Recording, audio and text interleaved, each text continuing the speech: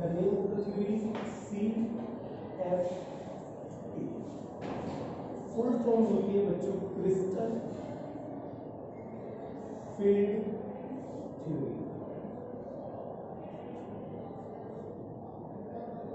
Crystal field theory. This theory is given by the scientist Hans Bethe and then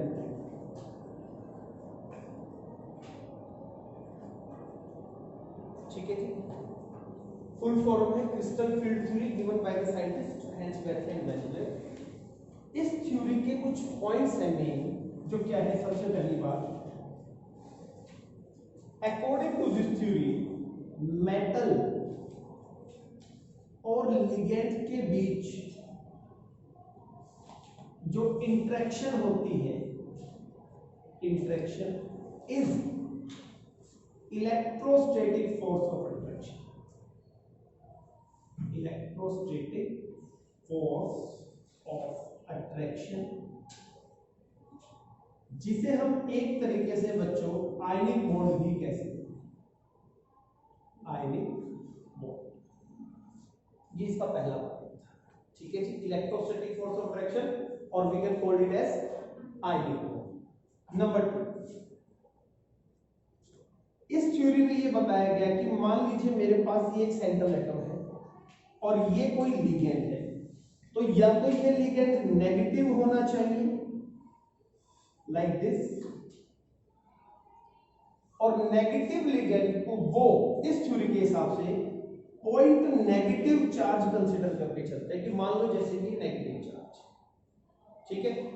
ligand को वो क्या मानते थे? Point negative charge. Point number, इसी में उन्होंने क्या कहा कि if A ligand is neutral, neutral का मतलब उसके ऊपर कोई चार्ज नहीं है, तो अगर कोई लिगेंड न्यूट्रल है तो उसे अपने आप को इस तरीके से शो करना पड़ेगा कि सेंट्रल एटम की तरफ उसका नेगेटिव पार्ट, कुछ ऐसे।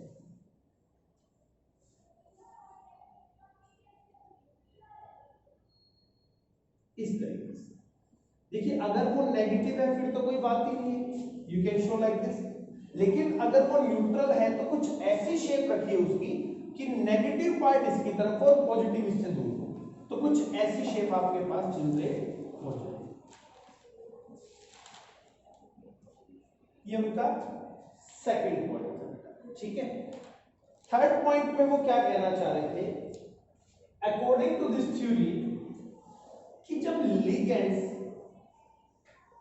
सेंट्रल एटम को अप्रोच करते हैं, सेंट्रल एटम आप समझ गए, जब लिगेंड्स उसको अप्रोच करते हैं मीन समथिंग लाइक दिस कि ये मेरा लिगेंड है और ये मेरे सेंट्रल एटम है और ये इसकी तरफ जा रहे हैं, अप्रोच कर रहे हैं, तो इसकी वजह से क्या होगा, जो सेंट्रल एटम के डी ऑर्बिटल हैं बच्चों, डी ऑर्बिटल्स लाइक दिस, जो पहले मतलब जब लिगेंड्स ने अप्रोच नहीं किया था तो वो डीजेनरेट होते हैं, degenerate, which means are of equal energy, are of equal energy. लेकिन जब लिगेंड्स इन्हें अप्रोच करते हैं तो इनके अंदर available electrons, those who carry positive negative charge as well as negative charge of ligands में क्या होता है, एक तरीके से कॉन्फ्लिक्ट होता है, जिसकी वजह से रिपल्शन हो सकता है। तो ये रिपल्शन की जो वजह होती है बच्चों, वो होती है इनकी शेप। तो इनकी शेप देख लेते हैं एक बार डी ऑर्बिटल्स की।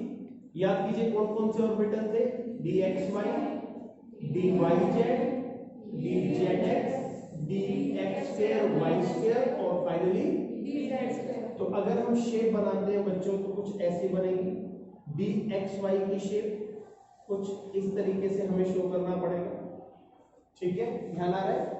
डी वाई जेड में क्या हो जाएगा बेटा,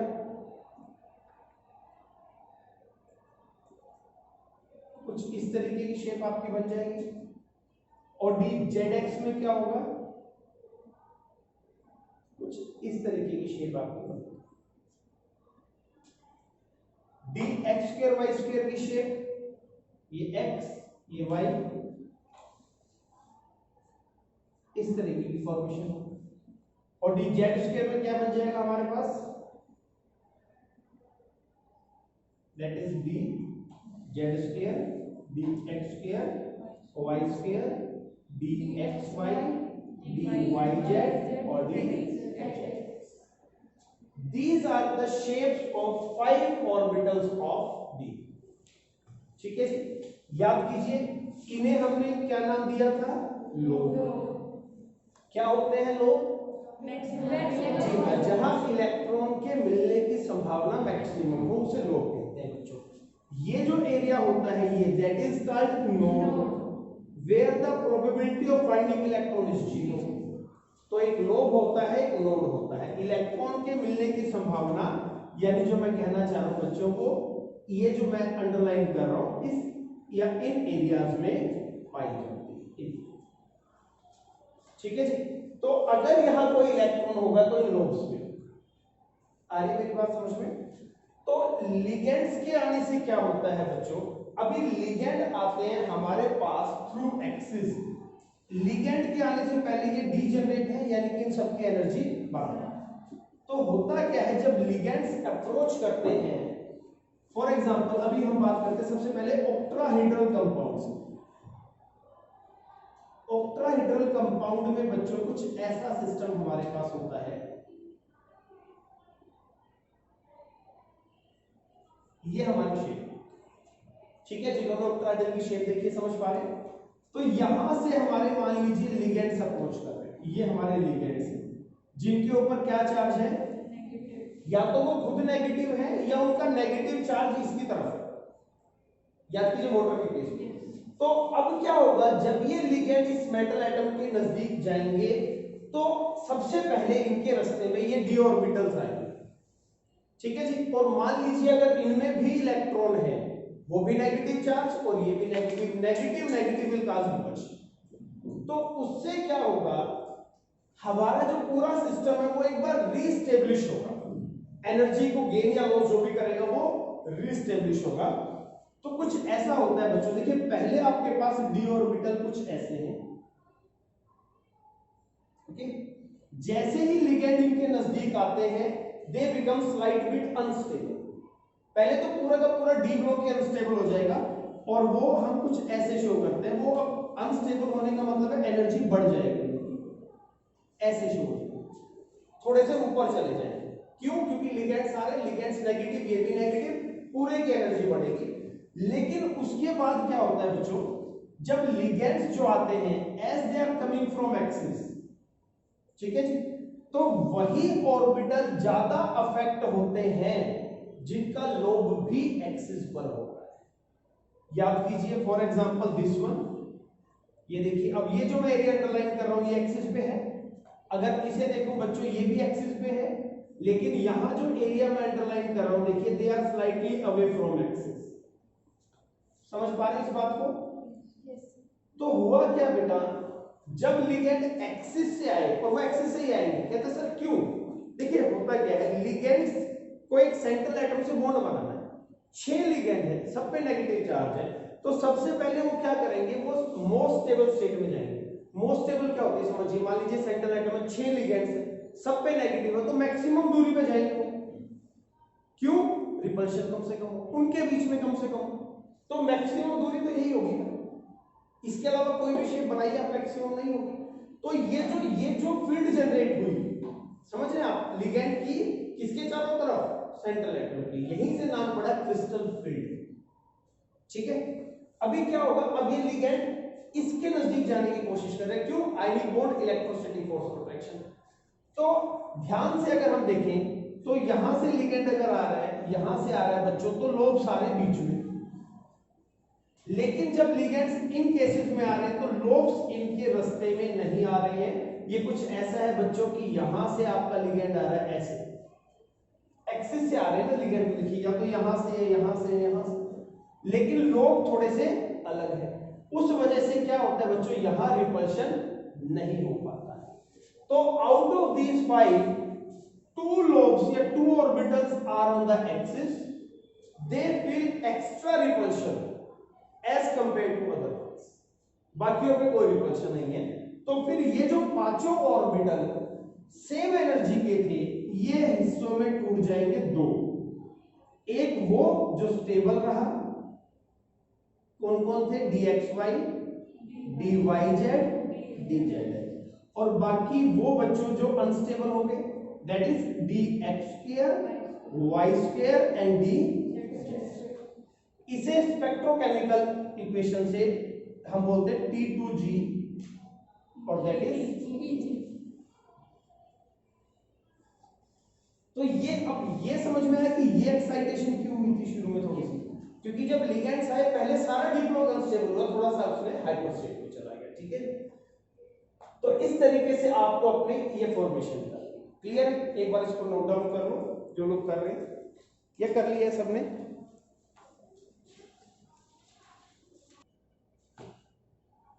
तो अब हम ये देखते हैं बच्चों की डी ब्लॉक में जब इलेक्ट्रॉन्स आएंगे तो उनकी फीलिंग कैसे होगी, और this is called splitting of degeneracy. इसे बोलते हैं बेटा डीजेन। देखिए इन सब की एनर्जी बराबर है, ठीक है, इन सब की एनर्जी बराबर है। जिनकी एनर्जी बराबर होती है उनके लिए वर्ड यूज करते हैं डीजेनरेट। ओके, क्या ये वर्ड समझ में आ गया? Degenerate, those orbitals which are of same energy. लेकिन लिगेंड्स के आने से इनकी दो हिस्से हो गए एक तरीके से, तो हमारी जो डीजेनरेसी थी वो स्प्लिट हो गई, तो हमने नाम दिया splitting of degeneracy. Splitting of degeneracy, ठीक है। अब इस स्प्लिटिंग का क्या फर्क पड़ेगा हमारे कंपाउंड पे, हमें वो समझना है, ठीक है जी। तो चलिए देखते हैं, अगर हम कंपाउंड फॉर्मेशन करने वाले हैं तो स्प्लिटिंग का क्या फर्क पड़ेगा और किस तरीके से हमारे कंपाउंड्स की एनर्जी चेंज होगी। यहां पे हम पॉसिबिलिटीज लेके चलेंगे बच्चों, फिर से याद कीजिए। मान लीजिए डी में हमारे पास एक इलेक्ट्रॉन है, सिर्फ एक इलेक्ट्रॉन, हम लोग यहां बनाएंगे सेटल। ये डीजेनरेट है बच्चों, ये हो गई स्प्लिटिंग, ठीक है, इतना क्लियर है। dxy, dyz, dzx, sorry dzx, dx2 y2 dz। बीच की जो लाइन है दैट इज कॉल्ड बारी सेंटर। क्या नाम देंगे इसको हम? बारी सेंटर। और इसकी जो एनर्जी होती है, ये एनर्जी का सिंबल है डेल्टा, और ओ का मतलब ऑक्टाहेड्रल पढ़ रहे हैं। जब टेट्राहेड्रल पढ़ेंगे तो टी लिख देंगे, ठीक है। और यहाँ की एनर्जी कितनी मानी जाती है? इस गैप को, ये जो गैप है बच्चों एनर्जी का, यहां से यहां एक गैप क्रिएट हो गया ना, इसे नाम दिया जाता है CFSE, crystal field splitting energy, ठीक है। या कुछ बुक्स में इसी को क्रिस्टल फील्ड स्टेबलाइजेशन एनर्जी भी कह देते हैं, एक ही बात, क्रिस्टल फील्ड स्प्लिटिंग एनर्जी या क्रिस्टल फील्ड स्टेबलाइजेशन। तो यहां से यहां तक का जो एनर्जी गैप है बच्चों, उसे माना गया है -0.4, और ऊपर की तरफ के गैप को माना गया है +0.6, ठीक है। यहां तक आ रहा है समझ में? तो अगर मेरे पास एक इलेक्ट्रॉन है बेटा, तो पहला क्राइटेरिया क्या है कि वो यहां आएगा, तो नीचे वाली एनर्जी उसकी हम लोग स्टडी कर लेंगे। तो कितनी एनर्जी बन गई हमारे पास? -0.4 होगी। इतना क्लियर है सबको? D2 अगर होगा बच्चों, बताइए अब एनर्जी क्या होगी? ये चला जाएगा आपके पास, तो दैट विल बी -0.8। D3 होगा बेटा, तो इन दिस केस हम ऐसे रख देंगे। कौन सा रूल फॉलो कर रहे हैं? अबाउट रूल या अबाउट रूल, जो भी आप कहते हैं। क्या कहता है? Filling will take place, filling will take place from lower energy shell, from lower energy shell to higher energy shell, क्योंकि इसके बाद इस रूल को फॉलो करना है, हायर एनर्जी शेल। पहले लोअर भरेगा फिर हायर, ठीक है जी। तो D3 में वैल्यू आ गई बच्चों 0.1।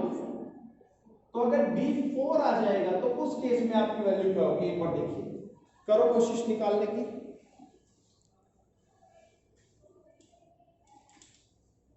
हाँ जी बताओ। एक ऑप्शन तो ये है कि हम यहां डाल दें इलेक्ट्रॉन, ठीक है जी, तो यहां वैल्यू बन जाएगी। दूसरा ऑप्शन ये है कि हम यहां के बजाय बच्चों इसको यहां रख दें, तो क्या हो जाएगा, एक ऊपर है 3 नीचे है, तो यहां पे दो ऑप्शन आ गए मेरे पास, तो दैट विल बी 0.6। क्योंकि देखिए नीचे वाली वैल्यूज आ जाएंगी -1.2 और ऊपर वाली हो जाएगी +6.6। तो जब हम रिजल्टेंट निकालेंगे तो दैट विल बी -0.6। कितना, हाँ सॉरी क्या किया मैंने, 416 6 एक सेकंड गलत कर दिया ना हम लोगों ने वैल्यू, नहीं ठीक है, ठीक है, क्योंकि दैट इज 1.2 आएगा। और ये आपके पास D5 के केस में क्या होगा बच्चों, अब पहला ऑप्शन तो ये है D5 में कि भाई हम ये 4 और ये 5 नीचे लिख दें, तो एनर्जी क्या होगी,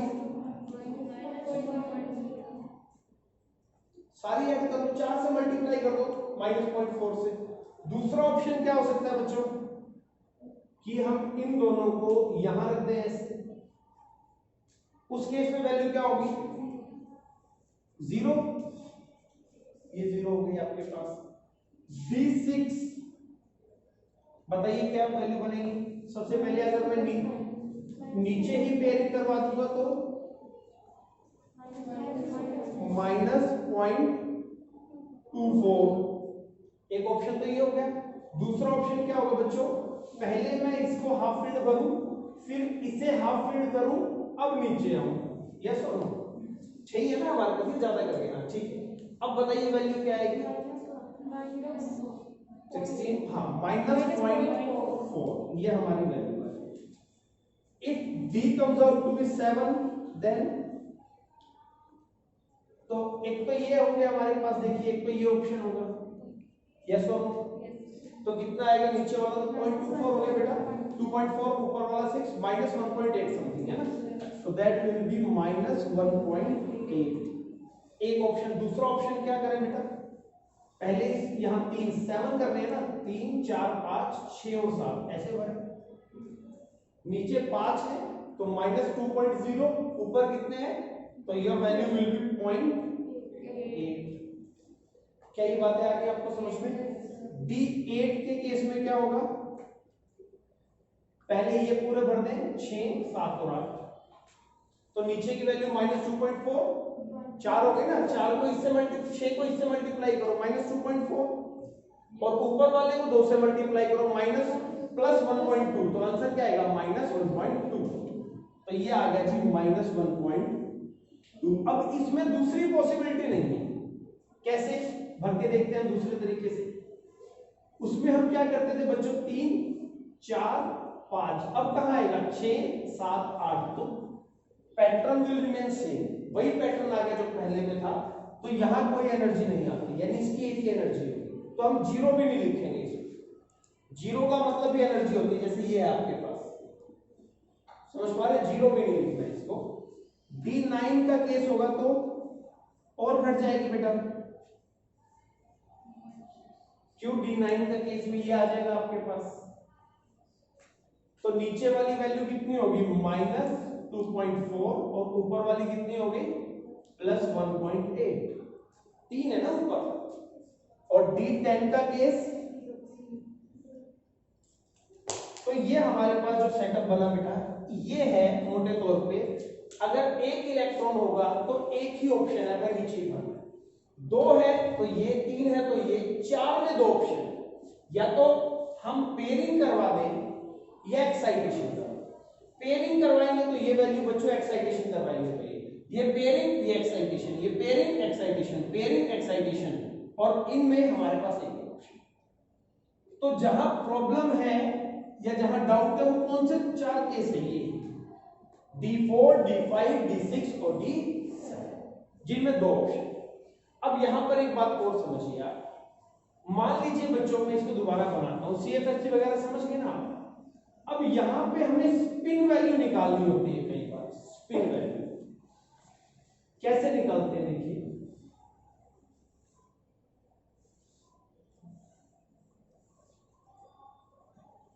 अब मान लीजिए मेरे पास 4 इलेक्ट्रॉन, ठीक है, 1 2 3, एक ऑप्शन तो ये हो गया मेरे पास, ठीक है जी।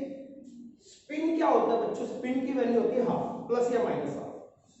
अनपेड इलेक्ट्रॉन, एक अनपेड इलेक्ट्रॉन यानी कि हाफ वैल्यू, 2 अनपेड इलेक्ट्रॉन यानी कि 1 वैल्यू। तो अभी कितने अनपेड है, 2, तो इसका स्पिन की जो वैल्यू है, स्पिन कॉम्प्लेक्स की वैल्यू 1 आ जाए। Spin complex comes out to be 1, value of spin. लेकिन अगर बच्चों में इसे यहां रख देता तो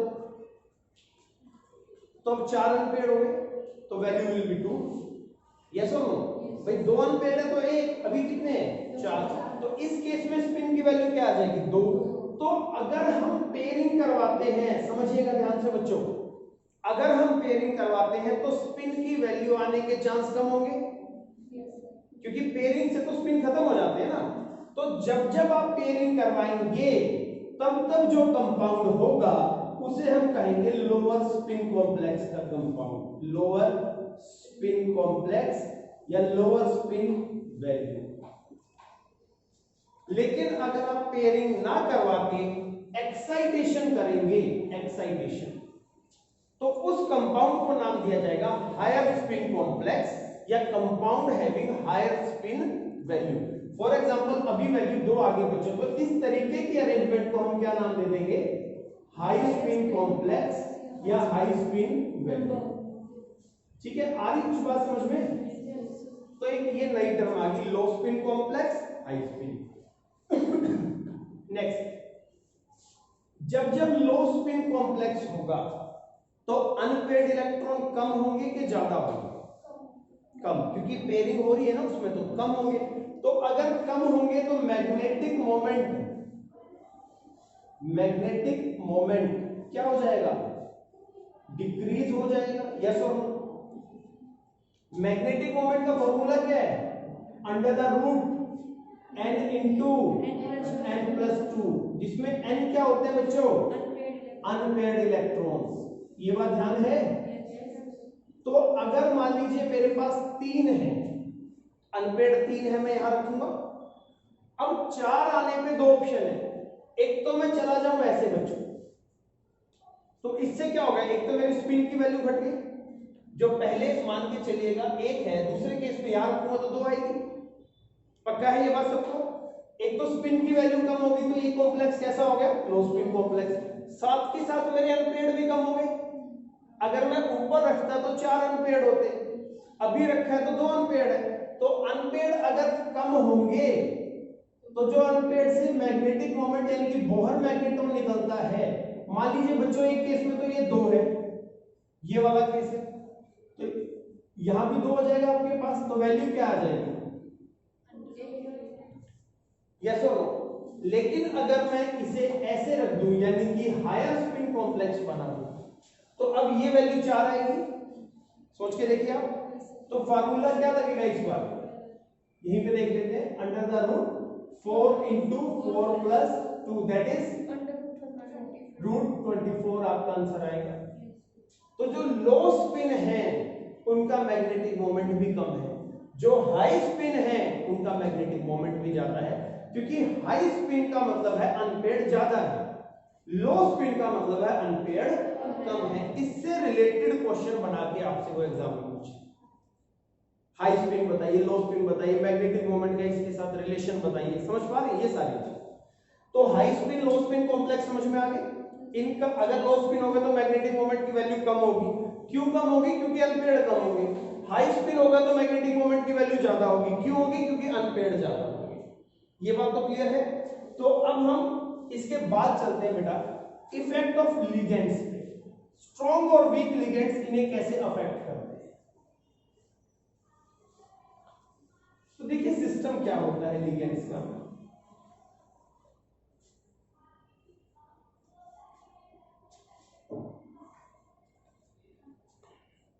ये हमारी होगी splitting of degeneracy,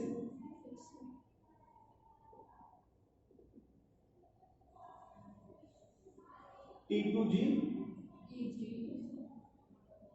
dxy dyz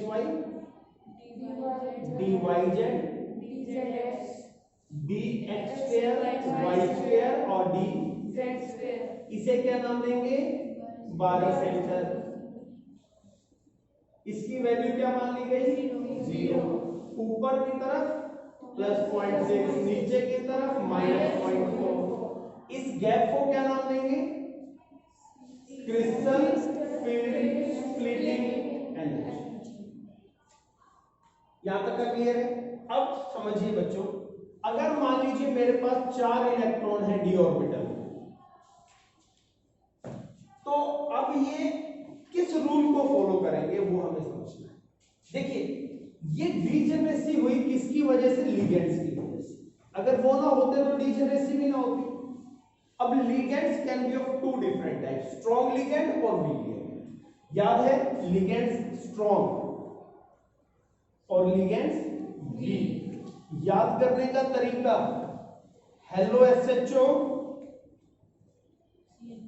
कनपट्टी पे मारा, हेलो एसएचओ ने कनपट्टी पे मारा का मतलब समझिए, हेलो का मतलब halogen, fluorine, chlorine, bromine, iodine, और you can say fluoride, chloride, bromide, iodide. Halo से हो जाएगा यार हेलोजन। सल्फर, जिनका डोनर एटम सल्फर है, हाइड्रोजन है या ऑक्सीजन है बच्चों, वो वीक लिगेंड होते हैं, कमजोर लिगेंड होते हैं, अनेबल टू क्रिएट पेयरिंग, ये पेयरिंग नहीं करवा सकते। जो लिगेंड कार्बन से, नाइट्रोजन या फॉस्फोरस से शुरू होते हैं, दे आर स्ट्रॉन्ग लिगेंड और they can cause pairing.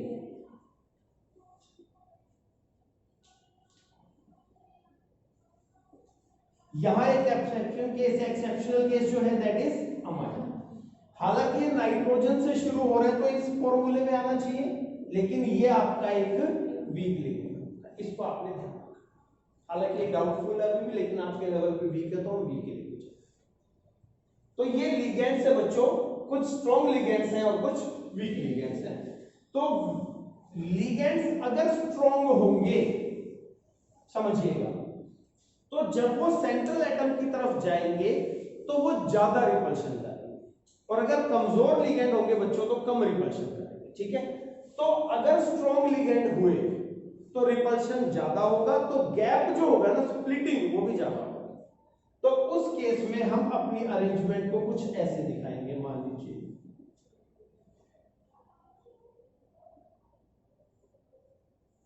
Something like this.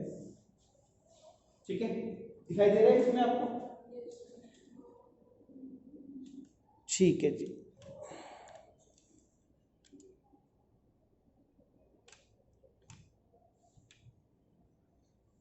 तो अगर स्ट्रॉन्ग लिगेंड होगा बच्चों तो गैप इतना बढ़ जाएगा, वीक लिगेंड होगा तो गैप कम रहेगा। ठीक है जी। अब मैं इसको हटा रहा हूं यहां से, वीक और स्ट्रॉन्ग लिगेंड को समझने की कोशिश कर।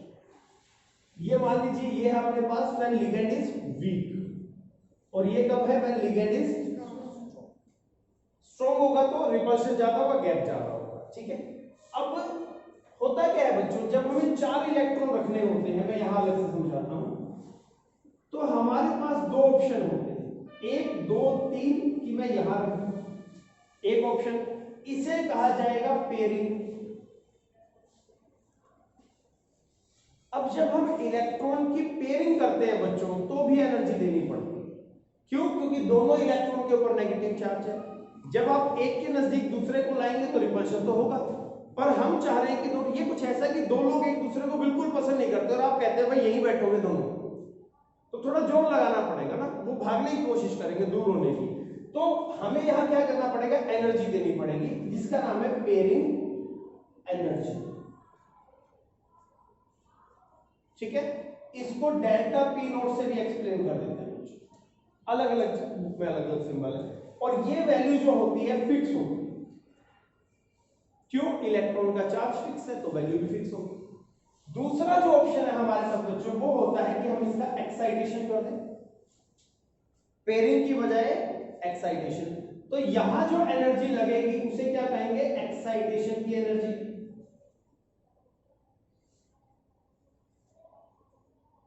और अगर आप अच्छे से पा रहे हैं तो एक्साइटेशन की एनर्जी एक्चुअल में CFSE ही है, वही तो है ये क्रिस्टल फील्ड स्प्लिटिंग एनर्जी।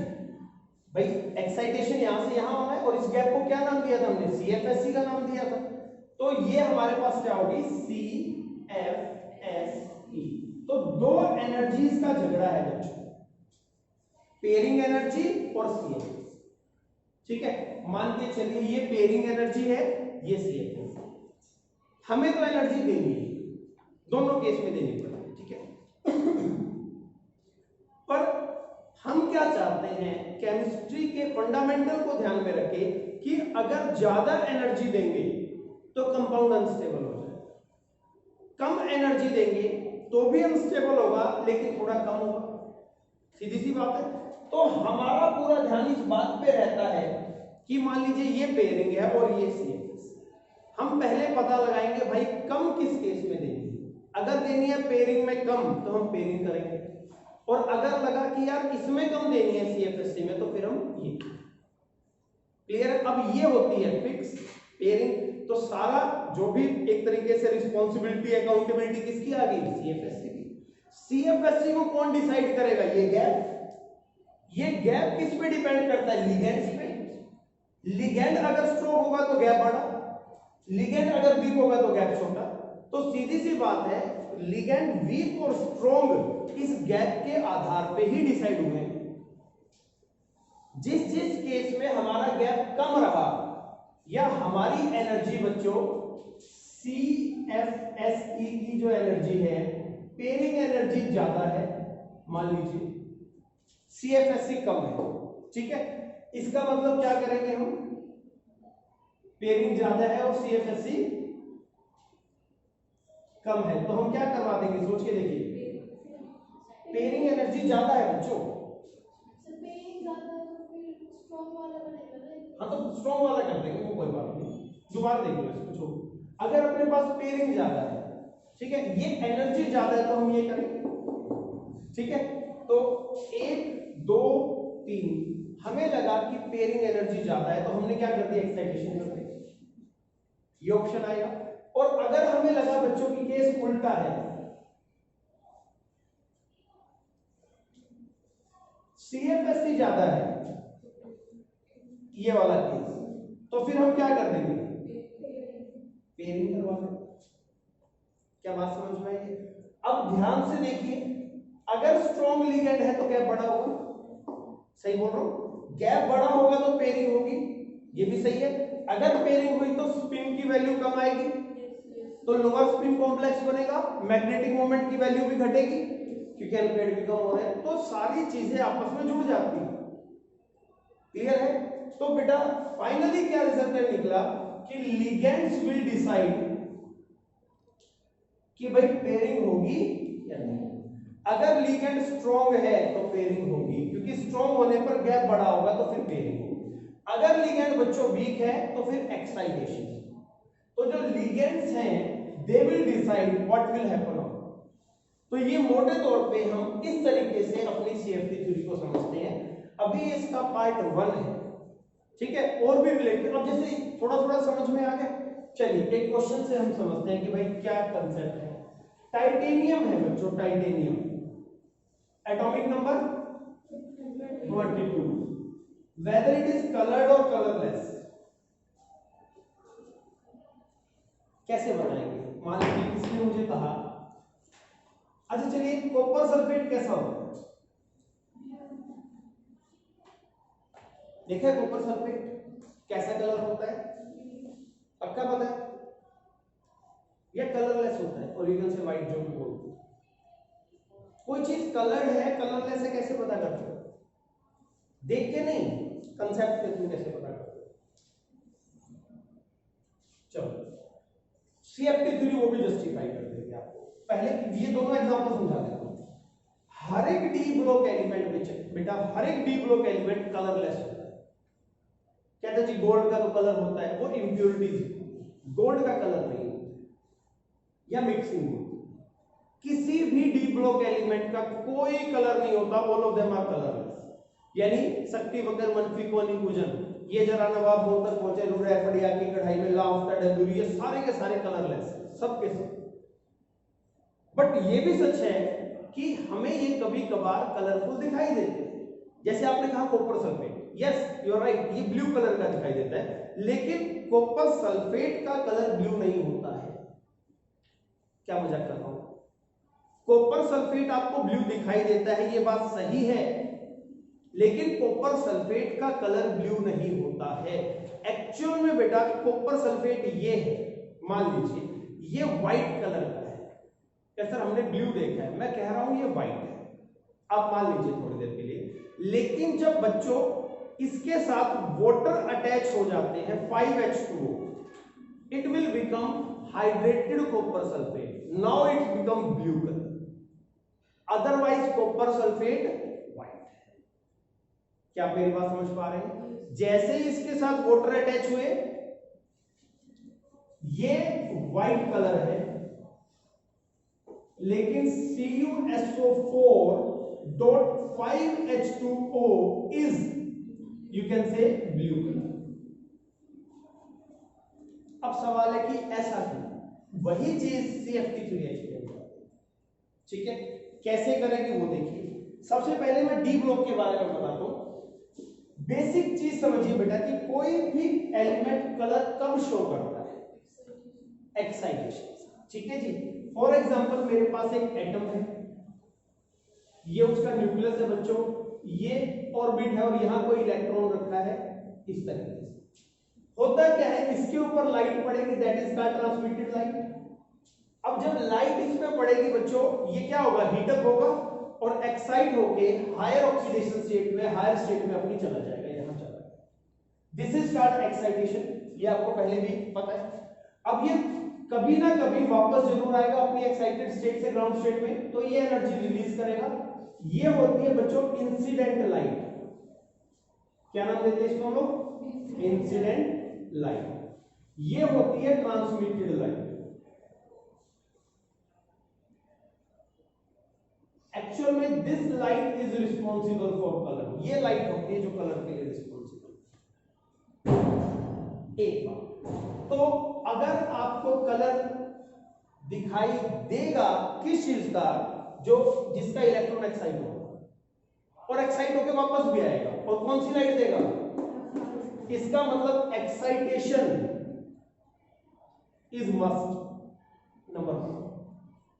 दूसरी चीज, एक्साइटेशन होगी कब? जब लाइट होगी, उसके बिना तो एक्साइटेशन। अब लाइट से मतलब सनलाइट से नहीं, कोई भी लाइट हो सकती है, रूम में जो आपके एलईडी वगैरह है, जो भी CFL है, वो सब हो सकते हैं। तीसरी बात बच्चों, एक्साइटेशन हमेशा अनपेयर्ड इलेक्ट्रॉन का होता है। Unpaired, paired electron never go excitation, क्योंकि वो स्टेबल है, वो क्यों जाएगा? तो अगर ये तीन कंडीशन पूरी हुई तभी कोई इलेक्ट्रॉन एक्साइट होगा, वापस आएगा, ट्रांसमिटेड लाइट देगा और आपको वो ऑब्जेक्ट का कलर दिखाई देगा। आ रही मेरी बात समझ में? चलिए तो अपन चलते हैं titanium, atomic number 20। Electronic configuration लिखना शुरू करते हैं बच्चों। 1s2 2s2 जी, ट्रांसमिटेड लाइट जिस कलर की देगा वो ही उसका कलर, मतलब उसी कलर जी जी जी, उसी कॉम्प्लीमेंट्री कलर बोलते हैं। एक्चुअल में दो लाइट्स होती है बच्चों। अब जैसे ये शर्ट आपको येलो दिख रही है, तो मानिए ये कुछ भी हो सकता है, येलो नहीं है, समझ रहे हैं आप? यानी कि एक्चुअल में जो आपको दिखता है वो कलर, वो छोड़ के कुछ भी हो सकता है, ये येलो कभी नहीं हो सकता। तो इस, अब देखिए इसमें डाई है कोई ना कोई, तो जब लाइट आई ना, सनलाइट है मान लीजिए, तो इसके एटम्स ने, डाई ने उसको एब्जॉर्ब कर लिया बच्चों, फिर वो क्या हुए? एक्साइट हुए। समझ रहे आप? एक्साइटेशन से वो गए हायर स्टेट में। अब हायर स्टेट में जाते हुए कुछ एनर्जी का हो गया लॉस, मूवमेंट हुई है ना, इलेक्ट्रॉन चल के ऊपर गया थोड़ी देर तो रहा एक्साइटेड स्टेट में, फिर हर कोई अपनी ग्राउंड स्टेट में वापस आता है। फिर उसने वो जो लाइट बची एनर्जी, याद कीजिए 100 उसने ली, 20 खर्च कर दी ऊपर जाने में, जो 80 बच गई वो उसने ट्रांसमिट कर दी, वो हमारे आंखों पे पड़ गई। तो अभी एब्जॉर्ब क्या किया उसने 100, ट्रांसमिट क्या किया 80, एनर्जी का डिफरेंस आया, और एनर्जी का रिलेशन होता है बेटा E = hc/λ। इसका मतलब अगर एनर्जी बढ़ेगी तो लैम्डा घटेगा, और अगर एनर्जी घटी तो लैम्डा बढ़ा। तो जब 100 किलो जूल या 100 जूल को एब्जॉर्ब करके 80 जूल एमिट करता है, एनर्जी घटती, तो सीधी सी बात है लैम्डा बढ़ा होगा। क्लियर है? तो lambda is all about colour. VIBGYOR जो आप समझते हैं ना, वो लैम्डा पे चलता है बच्चों। तो अगर ये शर्ट आपको येलो दिख रही है तो इसका लॉजिक ये है कि आपकी आंखों पे जो रेडिएशन पड़ रही है, जो लैम्डा आ रहा है, वो येलो कलर से मैच कर रहा है, पहली बात। और वो इस लाइट का है 80 का, पर एक्चुअल में ये शर्ट तो क्या है? तो आपको जो कलर दिखते हैं वो कॉम्प्लीमेंट्री कलर होते हैं, एक्चुअल कलर नहीं होते। क्या मेरी बात आप समझ पा रहे हैं? तो अगर आपको कोई चीज येलो दिख रही है तो श्योर है कि फंडामेंटली वो येलो नहीं है, ट्रांसमिटेड लाइट होने की वजह से वो आपको येलो दिखाई दे। समझ गए मेरी बात? चलिए, तो एक्साइटेशन होना चाहिए बच्चों, लाइट होना चाहिए और अनपेड इलेक्ट्रॉन होना चाहिए। 1s2, 2s2, 2p6, 3s2, 3p6, 4s2, क्या 3d1। चलो जी, 3d1 2 आएगा भाई, इसका 2 आ जाएगा। अच्छा मुझे बताइए, ये d ऑर्बिटल्स हैं, क्या हम इन्हें कोई नाम दे सकते हैं? क्रिस्टल फील्ड थ्योरी के हिसाब से जब d ऑर्बिटल्स होते हैं उनका एक्सप्रेशन नाम होता है डीजेनरेट ऑर्बिटल्स। आप मास्क लगा के बोलते हैं तो प्लीज थोड़ा सा तेज बोले मुझे, डीजेनरेट ऑर्बिटल्स। इसका मतलब क्या होता है? सेम एनर्जी ना। इसका मतलब ये इलेक्ट्रॉन यहां जाए, यहां जाए, यहां जाए, किधर भी जाए, एक्साइटेशन नहीं होगी ना। सेम एनर्जी है तो किस बात की एक्साइटेशन भाई? तो ये था जी 3D। इसके बाद कौन आता है? अभी 4s तो भरे हुए, तो आगे तो जा ही नहीं सकता अगला। उसके बाद कौन आता है? 4p। इलेक्ट्रॉन या सनलाइट में इतनी ताकत नहीं होती बच्चों, इलेक्ट्रॉन यहां से जंप करवा के यहां ले जाए, पॉसिबल नहीं, एनर्जी नहीं है। यहां घूमने का फायदा नहीं हुआ, यहां जा नहीं सका, और यहां जाने लायक लाइट नहीं था, मींस एक्साइटेशन नहीं। और अगर एक्साइटेशन नहीं होगी तो क्या वो इलेक्ट्रॉन वापस आएगा?